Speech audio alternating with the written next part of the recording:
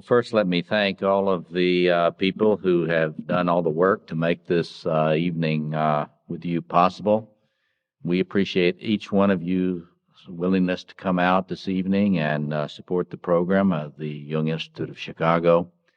This is an institution which is beloved to all of us and which has played an important role in our lives, and we deeply appreciate each one of you that you're here tonight with us. And I say a special thanks to Renda for her efforts on behalf and the Development Committee's efforts on behalf of creating this evening. I would say, in response to what Renda said, actually, that was very true what she said, that over the years, the many years that I've had the opportunity to teach here, I'm like John Giannini. I'm one of those weird Jungian extroverts. This work that I'm sharing with you this evening really is this occasion enabled me to write the introduction to a manuscript I'm working on right now, which is a systematic introduction to my Neo-Jungian psychoanalytic theory, which should have been published a decade ago, but is coming, But so here again, it's working. The topic for this evening is, as you know, Jungian psychology and the human future, key elements in the stewardship of Jung's legacy. I wanted to talk with a lot of friends, Jungian friends, about why this involvement we have with Jungian psychology, which takes so much effort, time, money, blood, sweat, and tears to try to further the work of Jung's tradition, why it's really worthwhile, why it's worth all the effort, why it's worthy of our continued commitment and continued struggle to carry Jung's legacy forward.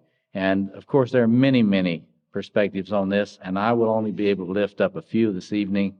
But the ones I'm going to lift up, I think you will agree, are important agendas for us to continue working on Jung's legacy. And I want to really address briefly four different kinds of agendas. As a professor, I'm used to speaking in 3-hour segments. So I probably got more here than we're going to be able to get in our 45 minutes tonight. But if I have enough time, and I'll try to go fast, I want to begin by speaking about Jung's legacy as a psychoanalytic scientist. And what is important about Jungian psychology as a vessel, a paradigm, and a vessel for an optimum integration in the human sciences and between the physical sciences, the cultural sciences, and what Edward Edinger called the science of the soul. I believe that it's very important to reclaim that original vision that Jung had, that you can really study this human psyche and come up with new insights that can be shared as a psychological science. And secondly, and that is reminiscent, that kind of agenda is also reminiscent of of Jung's predecessor Freud, and that project for a scientific psychology. That is to say, what I want to speak to tonight is, in my view, it's really Jungian psychology that has a chance today, with the new resources we have, to actually bring a scientific psychology such as that Freud early envisioned, actually bring it into being. The Jungian tradition, as I'll speak as we go, very likely has a better chance of doing that than Freud's. And second, the practical side of this. Jung was a psychoanalytic scientist, but he used to say, "I'm a doctor." This is about helping people get better. And so the second thing I want to address is how do we take the next agenda in furthering Jung's legacy for those who are really trying to carry forward and deepen our understanding of psychopathology and coming up with methods that actually do work in psychotherapy, in counseling and psychotherapy, not just the further reaches of Jungian analysis. And third, we want to talk a little bit about Jung's, carrying forward Jung's legacy in his contribution to responsible understanding of spirituality and the importance of spiritual practice in human existence. And finally, if I have time, Jung was always very concerned about the things going on in the political world and in the social world. He was concerned especially about the way in which human psychology plays such a role in the horrific events that break out in world history. And hopefully I'll have time to address that a little bit. First, let me just talk about trying to reclaim and move forward this Jung's vision of a science of the psyche. And many of you know the divisions that have come up in recent decades in the Jungian community, or among Jungian practitioners.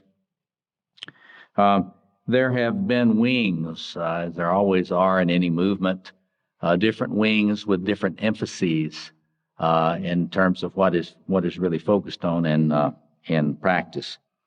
And Andrew Samuels did that classic book of his in which he was writing on Jung and the post-Jungians and talking about classical Jungian, more classical Jungian approaches, what was called clinical or developmental approaches. I think that was a bad name, but we'll address that a little bit.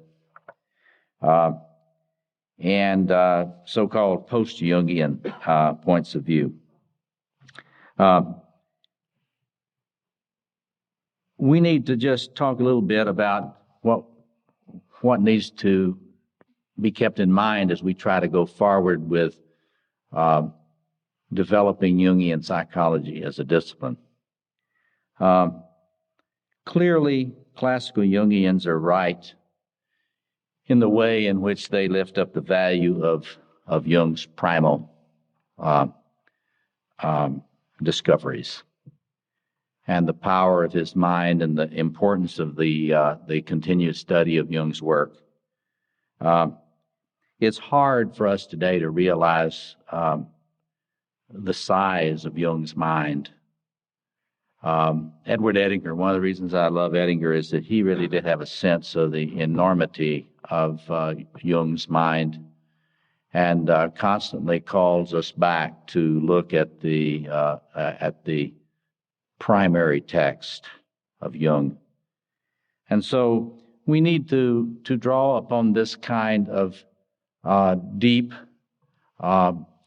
reverence for this early tradition that classical Jungians have. And they have a sense for the incredible magnitude of Jung's work as a pioneer and of his vision. And they have a real sense, contrary to some of the so-called post-Jungians, that you don't move past that as easy as you think. It's a lot easier to move past the primal vision of Jung if you don't know much about it. The less you know about it, the easier it is to become a post-Jungian, in my view.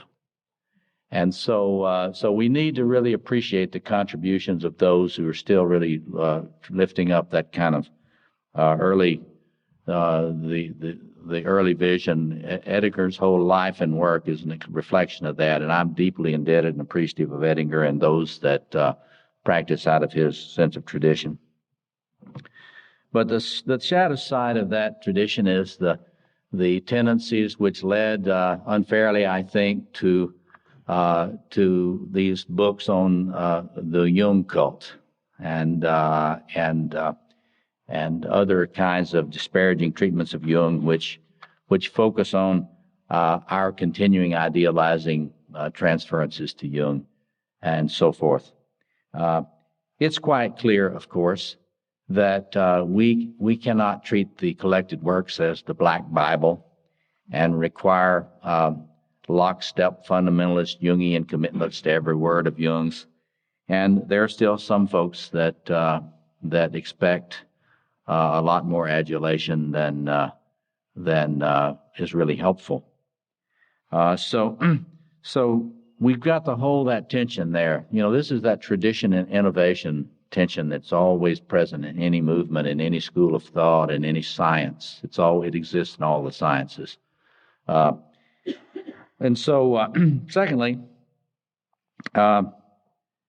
in dealing with the so-called clinical developmental wing, this is a cryptic reference to all of those who have become fascinated with the progress that Freudian and post-Freudians, a lot of different schools that have grown out of the Freudian tradition, the school of psychoanalytic self-psychology, the school of object relations theory, the school of intersubjectivity theory, and others which have grown out of the Freudian tradition, the offshoots of the Freudian tradition. There's no doubt that there are rich resources in these cousins, these traditions, these cousins of Jungians in the Freudian tradition. Much to be gleaned. My own understanding of, for example, what is really involved in inflation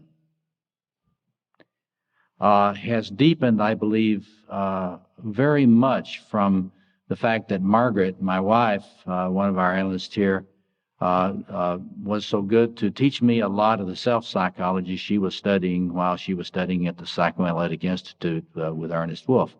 I have come to a deeper understanding of what inflation really means by studying with Margaret the Cohoosian materials. So that's the kind of thing that's happening and still happening today. I mean, there's wonderful stuff that's going on and looking at early infant research and the vicissitudes of attachment theory and that sort of thing. All of those things are important, and they're certainly helpful to us in really getting a closer lens at what I call microsystemic processes or microstructuralizing processes in the psyche.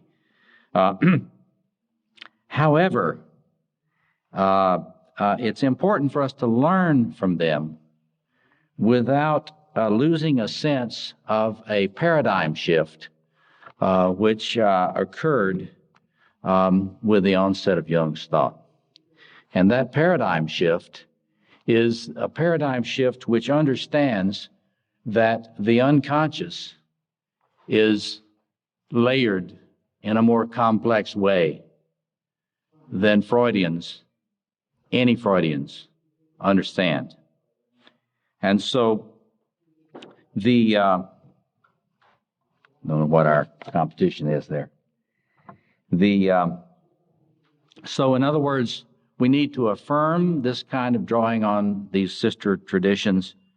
But there's a curious idealization that's going on in recent years. You go to a conference of Jungian analysts, and it's kind of hard often to tell that this is really in the Jungian tradition, because a lot of the papers are really focusing more on dyadic microsystemic processes and giving very little attention to anything that remotely related to the collective unconscious. And finally, there is a very large contingent of very smart people now who call themselves post-Jungian, and they've drunk deeply from the wells of what's known as deconstructionism and so-called post-structuralist theory. And there is a an important contribution this kind of work is making. It is, and one that we need to continue to draw on. There have been some fine papers looking at this at recent conferences.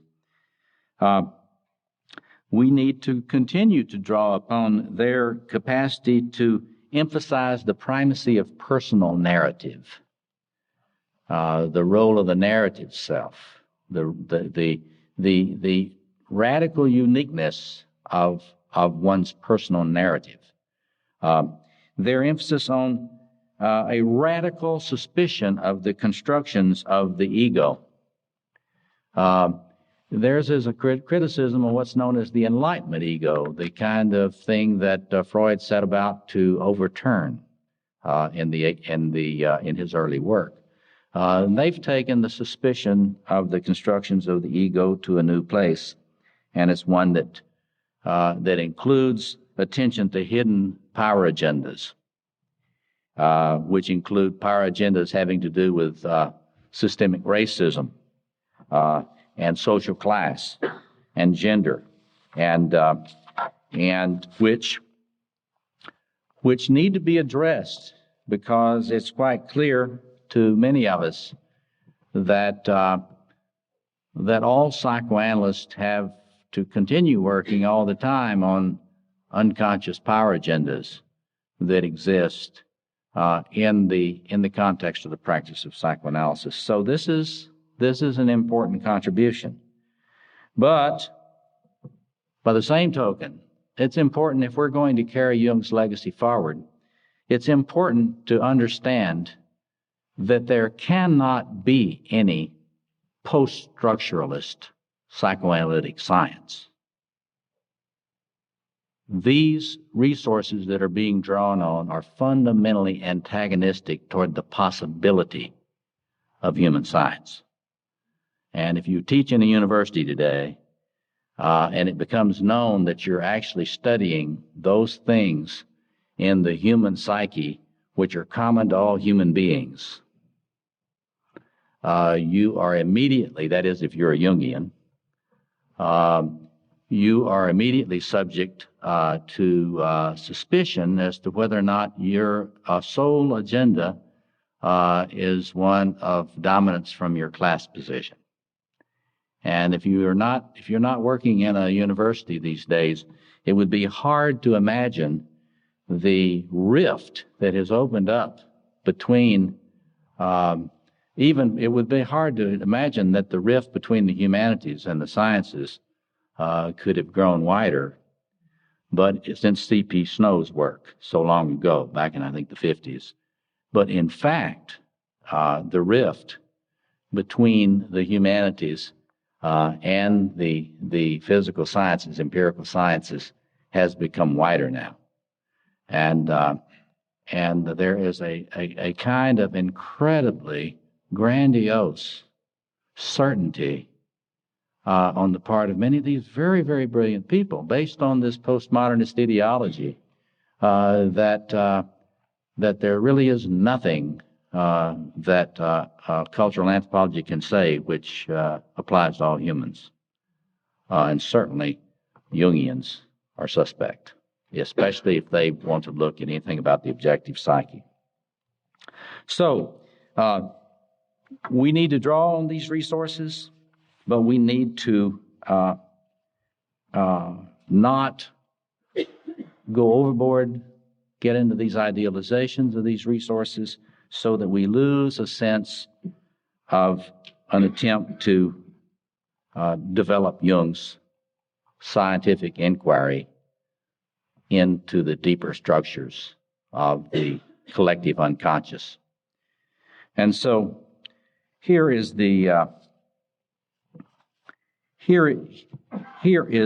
what Jung, I believe, was interested in studying.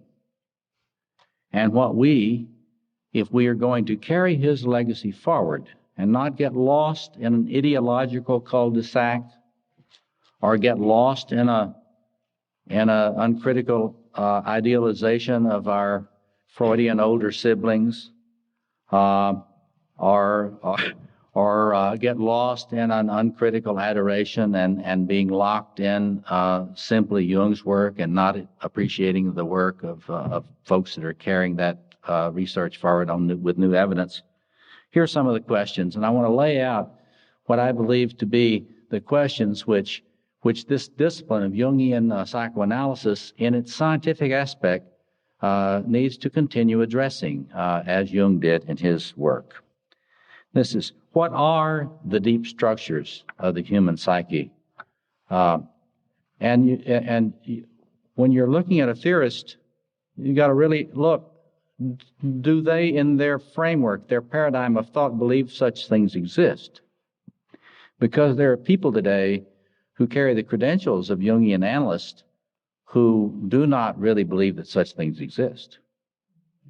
And that when they use the word archetype, they're using it in a way in which the archetypal image floats on an imagination ungrounded on any serious plumbing. And that would be an Adlerian view. That's why I said in my comments in the previous, those of you who were here for our dinner and the interview with me, that's why I connoted some of the post-Jungians as actually being more Adlerian, in my view, than they are Jungian. In any case, here are some of the questions. What are these deep structures in the human psyche? That is, structures which go beneath personal psychology and which influence the formation and deformation of personal psychology. How are these deep structures organized? How are they actually organized? It is in the Freudian tradition that the unconscious is viewed as kind of a bubbling cauldron with no particular structure, just full of very nasty, unruly forces. That is until Lacan came along, and Lacan tried to move that forward a little bit. But in any case, not only what are these deep structures in the human psyche, but how are they organized? That is, what are the relationships that exist between these different archetypal structures? Now, if they're just floating up here in an ungrounded imagination, then they're probably just floating around and they don't have any relationship to each other. But if they're deep structures grounded in the objective psyche, an objective psyche which is species-wide, you can bet there's a relationship between them. And that a sustained process of research can shed light on what relationship exists between these different archetypes. In my early work, for example, in which you can see in The Magician and the Analyst book, when I first began my research on this sort of thing, I had no idea that there was a necessary archetypal connection between the archetype of initiation, the archetype of the magician, and the archetypal matrix for sacred or transformative space. I had no idea of that. In the course of my early research, I realized that this stuff comes as a package. And any time the archetype of initiation is constellated in a personality, they will immediately, automatically, because of an archetypal agenda from the unconscious, they will begin to search out someone to play the role of the healer, magician. It may be a bartender. It may be a sponsor in AA. It may be a clergy person. It may be a Freudian analyst who has no idea that he's part of an archetypal drama.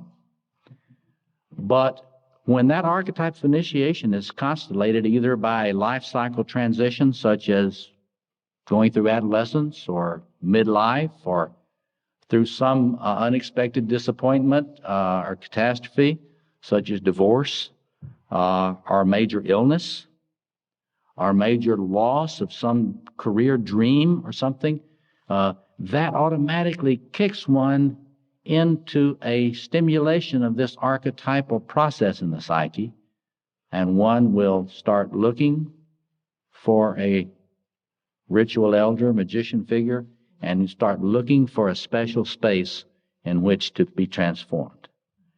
And so I realized that that stuff comes as a package, we would say today in terms of neurophysiological evolutionary psychiatry research, those things are bundled together in an instinctual package in the human psyche. And we Jungians call that archetypal, an archetypal biogram or an archetypal schema. Well, I became convinced in those early days that that particular bundling is undoubtedly not the only bundling of instinctual agendas in the deep psyche that could be discovered and understood. And I think there are undoubtedly many of these, and it's going to take many researchers and many years to try to get more clarity about them. And why would one want to get more clarity? Well, we need to ask the question, what relationship exists between these deep structures and the ongoing processes of human epigenesis, that is, human development through the life cycle, as the individual moves from birth through the various phases of life to death. And what can we understand better about that process? Contemporary evolutionary psychiatry, for example, argues that there are a number of these agendas coded in instinctual apparatus of the psyche and waiting to be evoked and brought forth during the life cycle. And if appropriate if evocation and support of these agendas is forthcoming, the individual develops to a normal process in the life cycle. And if not, then trouble occurs. What role do these deep structures play in our attempt to account for differences in the formation of human personalities? In other words, what is there behind the particular personal experience that may help us understand how radically different personalities become in the course of their journeys? That is, what are the aspects of the objective psyche which get manifest in different siblings in your family? That is, why do different siblings in your family manifest different archetypal potentials in the family? They look so different that they look like they might not even be in the same family. What does human cultural, social, and the interpersonal environment need to provide as evocation of and nutriments for the optimal deployment of these coded potentials stored in these deep structures? And that's a cutting edge now in evolutionary psychology and evolutionary psychiatry, trying to ask those questions. What expectable environment does the creature that we are need in order to mature? Jung always wanted to understand subjectivity in a deeper way. He was one of the persons that really had a sense for the importance of a criticism of subjectivity and of helping an individual in the process of analysis to become critical of their subjective experience, not to just take it as face value. And in fact, Jung really believed that a mark of someone's moving into real analytical work is when that person begins to be able to be suspicious of their recurrent ways of thinking and experiencing, and asking a question, now what is going on here about this habitual recurrence, this repetition compulsion in the way I see things and experience things, and to begin to criticize that. So a question that we have to pursue as Jungian psychoanalytic scientists is, what is the relationship between these deep structures and the actual human experience of subjectivity and the differences in the human experiences of subjectivity? Can we do better at mapping the phenomenology of human experiences of subjectivity, get this now, without disconnecting this mapping from the burgeoning scientific evidence about the biochemical, neuropsychological, and neurosocial dynamics that provide a substrate foundation in our bodies for this human subjectivity. In other words, in the Cohoosian tradition of psychoanalytic self-psychology, there was a decision made to simply not attempt to relate the vicarious introspection research of a psychoanalyst in the subjective states, to disconnect that from research psychology, and to say that psychoanalytic science is this investigation into subjectivity through subjectivity, and you don't need to worry about all that empirical research. That is a dead end. That is a cul-de-sac. If we are to be responsible psychological scientists doing it from this particular tradition, we have got to follow Jung's legacy in not making that move. That is to say, there has got to be an attempt to try to figure out how the things that the amazing things we're discovering now about the brain and its function and its own geography, the geography of the brain, how that relates to these different subjective states and subjective experiences. We're in a new era now. There is a possibility now to fulfill Jung's dream of making connections between all these things that the resources simply did not exist in Jung's day, and only recently are beginning to just cascade toward us in terms of new discoveries that need to be thought about in relationship to Jung's tradition. So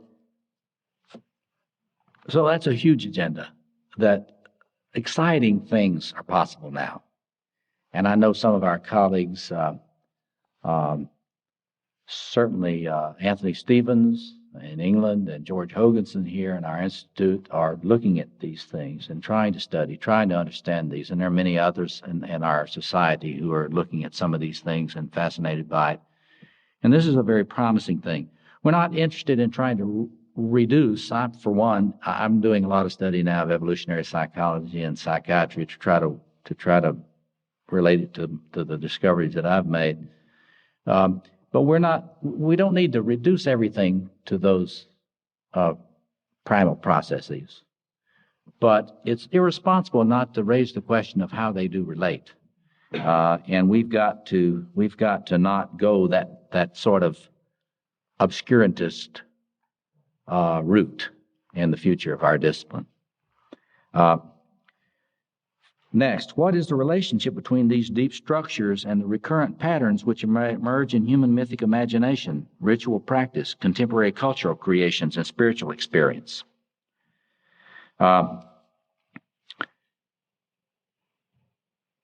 E.O. Wilson, the great sociobiologist, has recently called for a new attempt to try to bridge the physical sciences and the cultural studies in an attempt to move toward a sense of what he called consilience in human knowledge. Now, if you know E.O. Wilson's work, he knows real full well what he wants to reduce all of cultural production to. But his idea of consilience is not one that should be dismissed as easily as the so-called post-structuralists say. It's an idea that at the deepest root you can understand how the human embodiment, the deep structures that are inherited in our human psychic apparatus, relate to many of the major patterns and agendas of human culture and human spirituality. It was really the anthropologist Victor Turner who noted the promise of Jung's psychological tradition in facilitating just such a bridging of inquiry between the two cultures of the sciences and the humanities, relating brain, culture, and personality in a coherent, multidisciplinary scientific inquiry.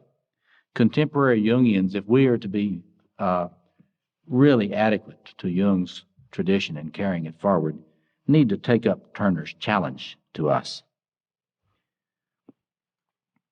Of course, what we're dealing with here is a vision of getting a clearer understanding of the scientific ground of the possible human.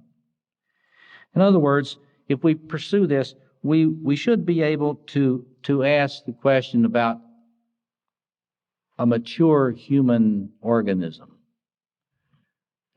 that personal self that you have been working so hard in your life to develop and to create creative order in.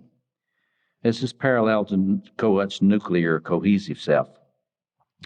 This is the realm of understanding the psychology of a basic functional human selfhood, a psychology of normality of basic psychological health.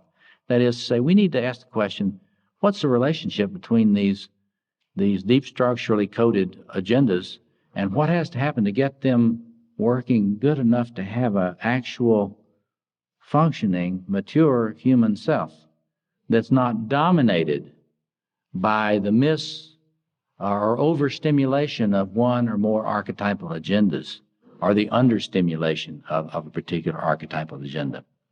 For example, it's been discovered recently that in the brain there are systems which are coded for submissive behaviors. And it doesn't take long to look at that and think about that what's going on with a dependent personality disorder is that the coding for submissive behaviors has been stimulated too much. And the coding in the psyche, they also have discovered that there's also a coding, you and I would call it archetypal, an archetypal agenda, for dominance behaviors. Certain personalities they've been hot wiring that dominance agenda without realizing it. And so our question would be, what needs to happen that these things function the way that they can and lead to a really stable system self that's not so subject to addiction or other disorders. And secondly, and this is related to the spirituality issue, what would happen if the deployment and integration, what would the person be capable of if the deployment and integration of these coded potentials was really optimal? It can never be perfect, but optimal is something that's really possible. That is, what if these potentials are regulated and taken to the zone of creativity and flow? This is, of course, the realm of the further reaches of the individuation process and the place that it interfaces with the practice of integrative spirituality. So this is a huge scientific agenda, and I need to rush here and move on. And of course, the question about the practical use of this information in healing, in practical psychotherapy, not just the advanced work in analysis, but in practical psychotherapy, is to try to understand how these deep codes really do express themselves when they're not functioning properly in the kind of picture of the epidemiology of psychopathology that we see out here in our midst and in ourselves. So many of the schools of thought now really tend to ignore the role of this level of the psyche in psychopathology and put so much emphasis on the family of origin and personal trauma. And they are so preoccupied with the microsystemic aspect of that, they tend not to ask the question about why is it that some individuals have a resilience that enables them to not become ill in the face of very, very terrific trauma and horrible families. And this is the kind of thing that's got to, that if we were looking at understanding this, the coding and the way that it operates in normal personality, we could have a better sense about the genesis of psychopathology. And in terms of therapy, Jung understood that there are great transpersonal forces and agencies in the psyche which have their own agenda, and in times of systemic weakness and vulnerability invade and colonize the ego for their own purposes. it's important in the realm of psychotherapy to give adequate attention to the role of these energies from the transpersonal psyche in the actual experience of psychopathology of individuals. That is to say, in my view, there's a great deal of experience that people have in psychopathology in their struggle with symptoms and with acting out behaviors and so on that are clearly intrusions of archetypal energy. And you can spend a lot of time going into the wound that opened the door to that invasion and never deal with the actual invasion of the transpersonal energy that is causing the ongoing problem. And so, in other words, we get into what some folks, some friends of mine call wound worship. And we're so preoccupied with the trauma or the wound or the horrible family or whatever, and the attention is put on that. And of course, we need to help people face that and not be in denial about it. But the real issue is, what is this thing that's colonizing my system self, and what can be done to get it out of the system self? It's no accident that all our wise tribal forebears understood that sometimes you have to exorcise things that don't belong in the personal system of the self. So in my work, and you can see this, I've addressed this in the Facing the Dragon book, and I'm running out of time here to address it. But in short, an adequate treatment plan of interventions in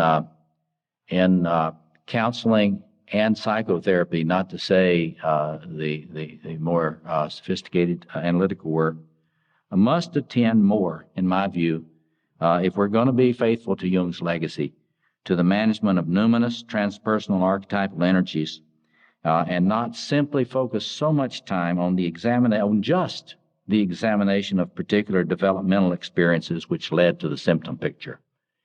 And when I go to Jungian conferences these days, there is brilliant attention to trauma, brilliant attention to the particular personal narratives, the narrative self and everything, and that's wonderful stuff.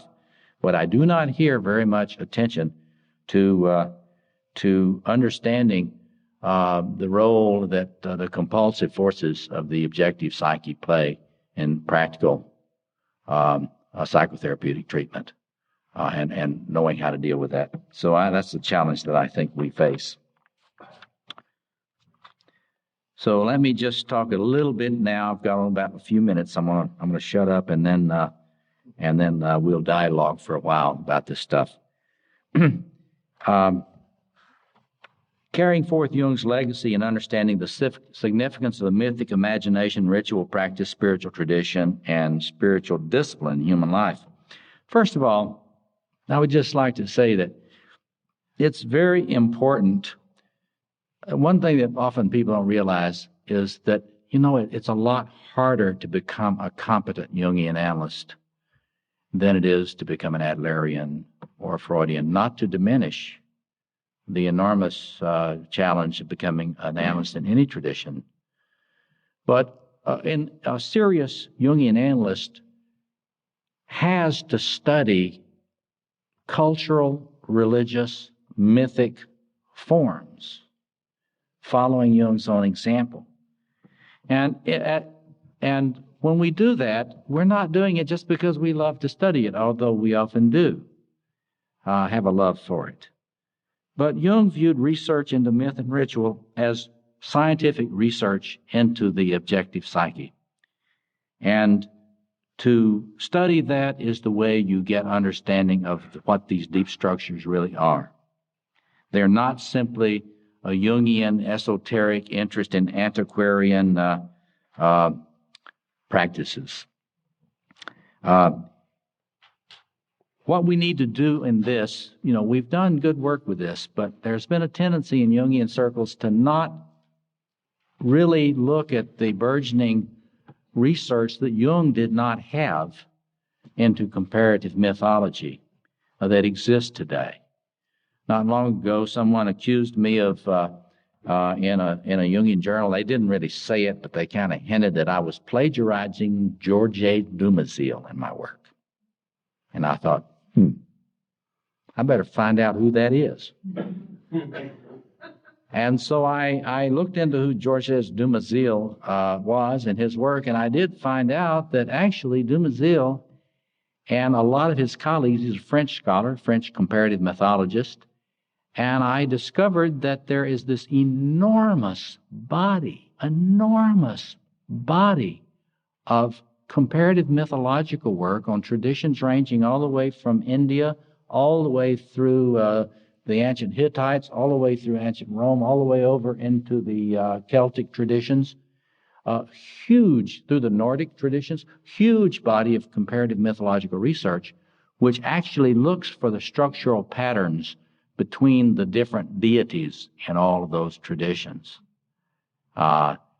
They talk about king function and warrior function and fertility function, thus the assumption that I had somehow been influenced by Dumézil. But it was a real gift to have that little subtle accusation, because now I realize there are vast resources now for serious Jungian research on the objective psyche that Jung and the Jungians of his day did not have access to. We need to mine that in his tradition. And just very briefly, what else about Jung and spirituality? Well, Jungian psychology, for many years, there's been a series of books that Margaret and I continue to edit on Jungian psychology and world spiritual traditions. And it's quite clear that Jungian psychology is one of the few vessels which can enable a respectful dialogue between religious traditions at a deep level. And it's quite clear that in our current time, with all the burgeoning of religious hatred and religious warfare, in which there's very little sense of anything shared in common with each other, that Jungian psychology and Jung's tradition of trying to bridge East and West and trying to bridge different cultures through his inquiries, that has never been as important as it is today as we face a radical increase in interreligious hatred. And finally, on that topic, Jung had a sense of the role in which participation in religious symbols and rituals had helped human beings deal with the power of the archetypal self and its energies through aeons. That human beings had developed all these incredible wisdom traditions that enabled them to experience the power, numinous power of the self in projection, and therefore have some of the enormity of the force of the archetypal self be carried in cultural vessels. Now, Jung was heavily influenced by the sort of the Eurocentric culture of his day and participated in an understandable way in the tendency to view European culture as in many ways, and particularly that anti-ritual, anti-group kind of experience as that was an expression of the time. But Jung did understand the role of symbolic vessels in helping people cope with the power of archetypal energies. It is quite clear now that Jung overemphasized the extent to which human beings can distance themselves from symbolic and ritual vessels and deal with it all personally. Because increasingly there's hard scientific evidence, that the brain needs deep communal connections in order not to have a difficulty in regulating instinctual energies. And so we need to go back and pick up Jung's understanding of how those cultural resources functioned in the past, and move beyond his cultural parochialism a little bit and look at the new research which shows that we need ritual vessels more even than Jung thought. That there are some positive aspects to the collective dimensions of our existence, such as participation in intentional community and in disciplines grounded in ancient wisdom that Jung, perhaps given his day, didn't quite understand. So in other words, we need to understand that these cultural vessels, we haven't outgrown them. Hopefully we're going to help to get mature enough that we're not locked in them in an uncritical way. But it's important to understand that even Jungian analysts need help as they try to help their analysans learn to cope with the mighty forces in their psyche. And for example, if a Jungian analyst is working with a Roman Catholic patient who is having a tremendous trouble dealing with chaotic energies in their psyche, that rather than simply admiring the transformation symbolism in the Mass, the analyst might support the person actually going to Mass, to experience that transformation symbolism in the Mass in a way that might help them feel supported in their life crisis. And it's not just Roman Catholics. It's just that Roman Catholics have more existing ritual resources to help them than we Protestants do. We Protestants got so smart that we threw out a great deal of the ritual process, and now it's more difficult for Protestants to help their parishioners find spiritual disciplines to help contain these numinous energies in the psyche. I'm working on trying to help Protestants get over that. Finally, I got 1 minute, Renda tells me. It's quite clear to all of us that certainly if you bring a Jungian style of reflection to current events in the world, political, military, corporate, current consumerism, it's not lost on any of us Jungians that clearly there are great forces fueling this compulsiveness that we're seeing all around us, the compulsive violence, the compulsive abuse of power in both corporate and religious institutions, the incredible fascination with things. So it's quite clear that there's an archetypal dimension to that, and in order to carry forward Jung's tradition, we need to be investigating, as he did, these great forces in the psyche, what human beings under our care, whether it's under our political care, our religious care, or our psychological care, what do they need in order to not only access these energies creatively, but to regulate them in such a way that it is creative and does not become demonic in their lives, in their communities, and in their world. Thank you very much for your presence here tonight. We have a little time for some dialogue, and I welcome, if you'll just stand up where you are and say your name and ask a question, I'll do my best to give you a respectful response. Just stand up, say your name. I've covered a lot of ground. I had a lot more ground to cover, but I'll have another time to talk to you. Anyone? Yes, go ahead. My name is Lahab Summer. I was just thinking about what you were saying at the end, and I've been reading all kinds of reports on the beginning of looting in Baghdad and across Iraq, and how the Bush administration saw that as a release of energy. Yes. And a release of pent-up hostility, and how that symbolic act caused all this insanity to basically they lost control of it. Yeah. They basically let out the demons and now they can't put them back where they got them. And what you were talking about also, the symbols and how they went after the institutions of the symbols, where they went after the museums and they started destroying. In other words, they were trying to destroy the gods by destroying these symbols of ancient Assyria and Babylon. And I was just. Well, anytime, the archaic psyche breaks through, it's not real civilized.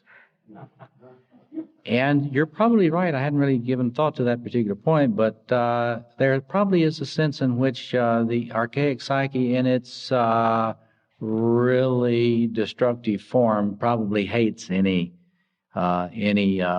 which might symbolize limits or symbolize restraint or symbolize what it takes to build a civilization. It's quite clear that when you get really regressive outbreaks in either personality or in culture, there's a great hostility toward anything that might symbolize order. So there's no doubt that you're onto something there.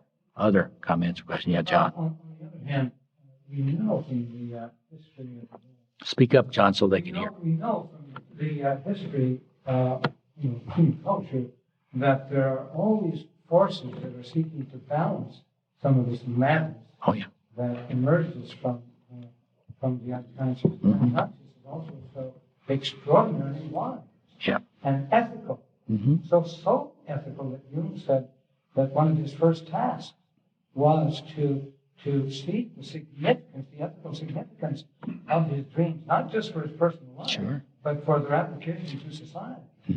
So I know you acknowledge that. Right. But both those forces. Well, it's like when, most traditional cultures around the world had enormous capacities for a most unmodern virtue, and that's reverence. If you study practically any pre-modern culture, they have spent probably centuries in developing incredible subtle nuances of what appropriate reverence and appropriate respect is. And that was conscious act, contrary to the people that have a fantasy of Western cultural supremacy. The fact is that was enormously sophisticated human development, and one we do well to go back and try to learn from and try to find new ways to learn from our elders in human culture. I think you're absolutely right. What I think we face is we're doomed either to do conscious ritualization having to do with reverence and respect, or we're doomed to act out unconscious rituals of what Rene Girard, talks about as scapegoating sacred violence. And so I think you're absolutely right, John, but we just need to realize that in those ancient cultures, they really did have a sense of the primal other, that the primal other was always present. It expected respect. They needed to give it their respect in order for a human world to be able to exist. So I think you're right. Other comments? We've got a few minutes. Yes. Stand up, sir, and say your name. Hi, my name is Bill Jacobs. Hi, Bill. You had mentioned that it's possible to conceive of an optimal person in relationship to archetypal structures and consciousness. Yes. Is it possible to think that same thing in terms of culture? It seems to me so enormously complex on the individual level. Yeah. That translating that to a nation state or even a smaller group seems hopeless. It sure seems hopeless today, doesn't it? Yes, it does. And how would you then? I mean, I guess it's a good question. How would you inculcate a sense of transcendence in a culture, in a world that doesn't seem to recognize? It's a big problem, isn't it? Yeah. But I like to say I'm not an optimist at all, but I am hopeful because with Jung and Edinger, I think the archetypal self is involved in all this, and I think that's John's point about there's a great wisdom in the psyche. And one of the things we Jungians ought to hope for is it's sort of like parallel to those Old Testament studies, those Old Testament stories where Yahweh says, I'm going to destroy that city, and the one who's trying to be a servant of God says, well, but how many righteous men and women would I have to find for you not to do it? Mm-hmm. Well, there's sort of a Jungian parallel to that, and both Jung and Edinger felt strongly that when you work on your own relationship to the collective unconscious and a conscious relationship with the archetypal self, both Jung and Edinger believe that that has an impact in the world system. That's a real, not just a fantasy or a hallucinated impact, but it's a real impact. I really believe that. I really do believe that. I think that, but I want to come at your question a little more, take it to another level. This is where contemporary systems theory comes in. And, if you study, for example, I'm very interested in contemporary Bowenian systems theory, family systems theory, and the way that the people at the Bowen Institute in Washington are looking at the principles of family systems theory and looking at how they operate in terms of larger systems. And as I think about the system self and the way in which, as the system self, and that is your little s self, as you get more consolidated over the years, hopefully, that there are plateaus which you reach in which the increase in your well, as what Cohet said, the vigor of your cohesive self goes to new levels. You reach certain fulcrum points at which, after you get to that point, and if you can, these are self-organizing systems. There's a lot of research on that now. And self-organizing systems act as if they want to organize in a better way. So it's quite clear to me that we tend to underestimate the potential in the human system self for optimal organization. And we've lost touch with some of the better parts of the old humanistic psychology, Maslow and all that sort of thing. We've kind of think we've gone beyond that. But, I think Jung had a sense of the majesty of the blooming of the golden flower, and he did not think that was some mystical fantasy.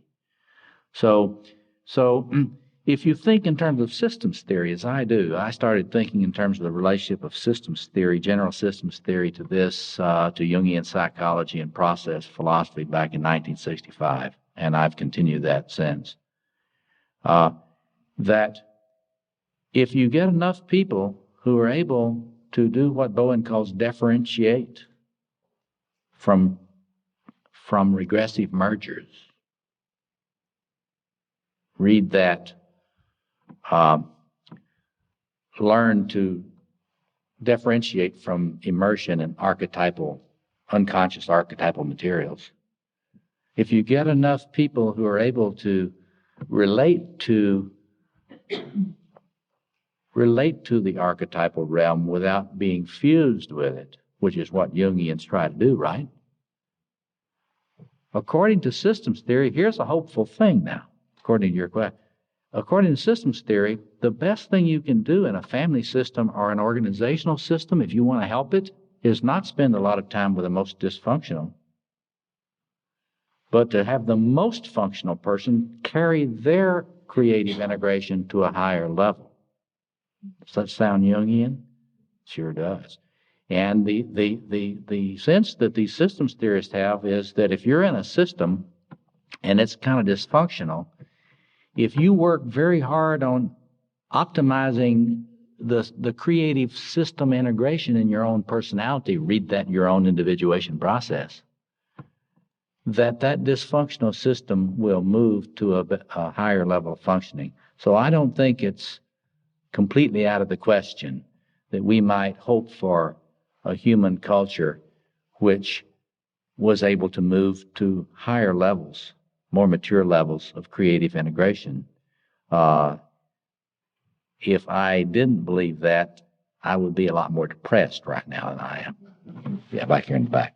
How is that different from quantum leaps? How is that different from quantum leaps? I think it's the same type of thing. And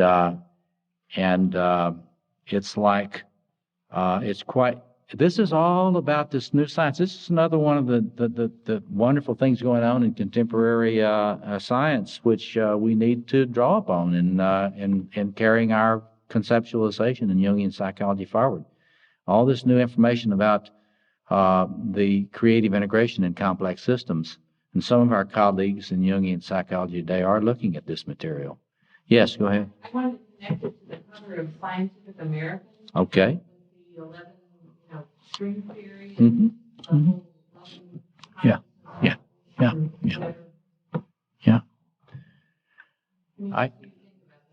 I just think that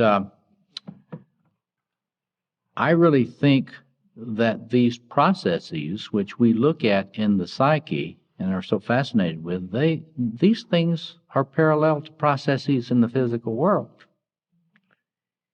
And it's only a recent little cul-de-sac in psychoanalytic theory that doesn't think about that. And I don't want us to stay in that cul-de-sac. I want us to ask questions like this and start in fact, I actually think that we need to start doing a lot better job of doing what physical scientists do, and that is to say they begin to look at isomorphisms between findings in one discipline in order to formulate questions for the research in their particular subfield. And that way, their own sciences move forward by learning from what they're learning in other systems. This is related to what E.O. Wilson's talking about.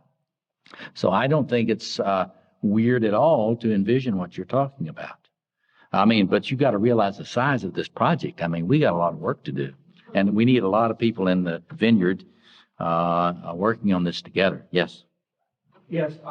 Coming out of Catholicism, spent a long journey on my part, coming to terms with that. Mm-hmm. I have two examples that I'm always struck by. I come out of Catholicism out of Chicago, very patriarchal. There's a monastery in Iowa near Dubuque called New Mellor. Whenever I bring people out there, the transformation is just amazing. There's no stained glass windows in the chapel. There's one picture of the Black Madonna. You have to search for it. Cross has no Christ on it. A very contemplative order. And I'm just amazed by Catholics that have issues with Catholicism when they go out there. And all these monks run around with monk garb on, unless they're actually doing physical labor. Mm-hmm. And they practice certain times of prayer and meditation throughout the day, which is a leftover from the old Roman Empire, when the sentry had to be most alert on the farthest reaches. And for me, it was a transformation that was amazing. And I get from these monks that they say we help with them more than they help us. And it's just an amazing process. I'm not trying to figure it out anymore. No. That's the difficulty I ran into. But you're impressed, aren't you? What he's talking about is his experience of visiting a certain monastery recently, and how fresh some of the energies were there, and some of the things that were happening there. I have a number of friends who are very creative contemporary Roman Catholics, and who are a part of extremely fresh developments, not only among the laity, which certainly exists now, but also in a kind of a new approach to monasticism, which has this kind of freshness. And I might add that in very difficult times in human history, we speak of ritual containment in sacred spaces and places where the chaos is held at bay, and it's certainly been monasticism which has repeatedly played that role in human history. So that would be an example of what I mean by that these ancient forms are not outdated. We just need to have a fresh, lighter touch in the way we relate to them. Any other comment? We've got time for one or two more comments. Yes. Robert, you were talking about different meta theories like Freudian drive. Yeah. Object relations. Right. Those are very drive-based theories. Right. Closed system theory, because of the nature of the drive. Mm-hmm. And where Kohut, Winnicott, and Jung are open systems. Right. Now, and therefore, I think there's a better fit between the complementarity of those three versus object relations, drive-based theory, or Freudian. Now, when you talked about the different factions of Jungian theory, can you address your notion of theory of change? Because when you think of yourself and call yourself a structuralist, often people think about that in terms of the history of psychoanalytic theory as, structures are like drives. But can you talk about your theory of change or theory of change in a structuralist viewpoint versus maybe an archetypalist or maybe a... Yeah, sure. Let me just do that right quick. Yeah. Right. See, for example, let's just take the approach to the theory of change in Hillman's thought. Hillman seeks in his approach. He seeks to focus on the image, what the image constellates, and to have the person learn to kind of play with an image, kind of be able to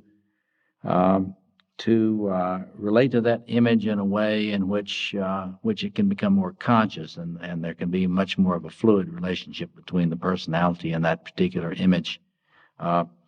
It's a theory of change which is not really based on any kind of understanding of developmental maturation in the personality, or any kind of image of maturation in the capacity of the personality to deal with archaic energies. It is a approach which functions mostly with images, imaginal images, and I think that's radically different from either Jung's point of view or from a point of view that would continue Jung's tradition forward.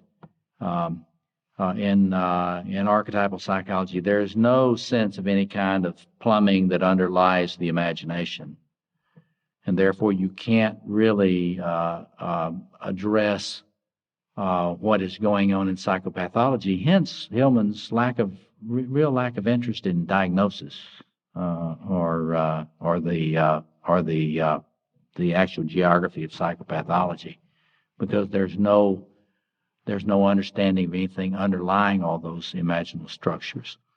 And the point of view that I'm talking about, we need to understand that this animal that we are is extremely complex and is sitting on top of a volcano of primal energies, and that the theory of change in terms of looking at what a particular pathology is.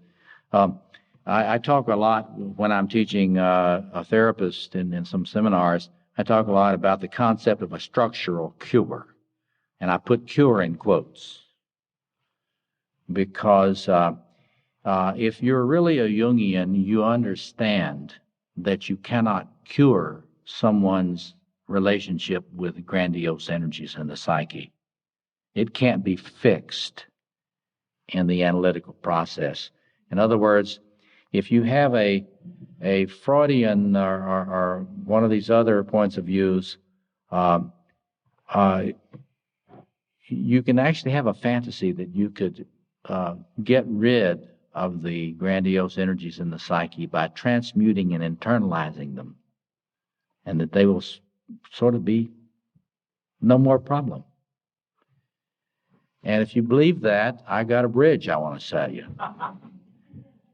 Because you may have noticed that once in a while, people who've been analyzed for 30 years and become analysts can be a little grandiose.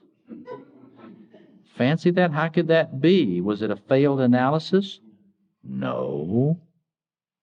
From the point of view I'm talking about tonight is we've got to realize that that nuclear furnace in the psyche always will burn. A cure is not about fixing some past trauma. A structural cure, in my view, which I think is consistent with the Jungian tradition, is simply a more careful elaboration of what Erich Neumann and Edward Edinger talked about as developing an ego-self axis. That is, a conscious relationship, conscious and respectful relationship to the numinous energies in the psyche, and helping the person learn to manage that on their own. And so a theory of change is radically different. It is radically different between any kind of point of view that deserves to be called Jungian and any of the other psychologies, because the other psychologies do, in fact, have some kind of fantasy that you could actually cure the grandiose energies in the psyche. And wouldn't it be nice if that were true? But we know that the archetypal self was before we became a self, a little less self. It was there when we were born, and it can't be done away with by any amount of analytical work. Analytical work worthy of the name, if it's in a Jungian tradition, has got to help the individual learn how, as I've said recently many times, to befriend that great thing in the psyche and learn how to have a really respectful communion with it. And that's the way Jung viewed it and tried to practice it.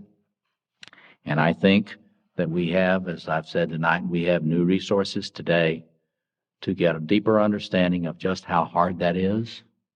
We've also got new resources to understand how to try to do that better. And that's our responsibility. And again, I want to thank all of you for taking your evening to come out and let me think out loud about these issues. And I want to express on behalf of Jackie Matfeld and the Board of Directors of the Institute and the Society of Jungian Analysts and all of the wonderful Jungian lay community who work together to build this institution, to create and sustain a Jungian community. On the behalf of all those folks, I'm going to say thank you for coming out tonight. Thank you very much.